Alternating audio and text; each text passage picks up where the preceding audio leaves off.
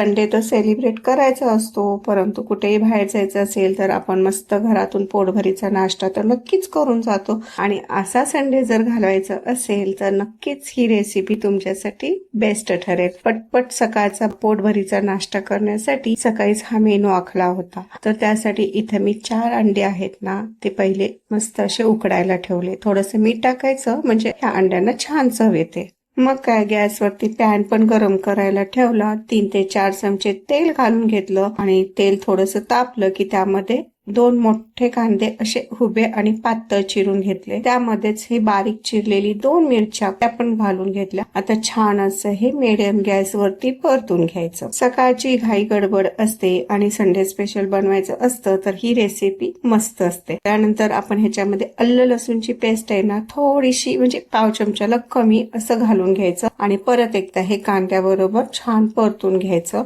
कांदा थोडा परतून झाला, लालसर झाला की त्याच्यामध्ये जेवढं तिखट हवंय त्यानुसार मिरची पावडर आणि 1 चमचा मी तर धना पावडर घालून घेतली. थोडीशी हळद घातली.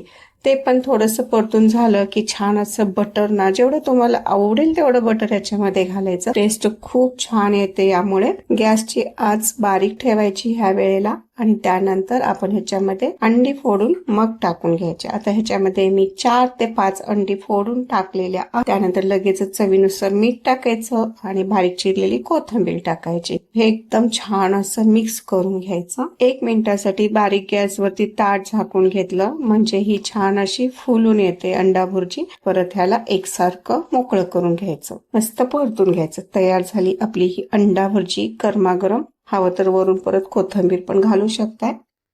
आता चला ही नाश्त्याची थाळी लावून घेऊया. सुरुवातीला आपण 4 अंडी उकडायला ठेवले होते, त्यातले अंडे घेतले सोलून. त्याच्यावरती थोडीशी मिरेपूड, तिखट पावडर आणि ही गरमागरम भुर्जी घालून घ्यायची बरं का. आणि ह्याच्याबरोबर जे पाव आपण खायला घेणार ना, ते पण थोडेसे बटर लावून एक साईडला शेकून घ्यायचे.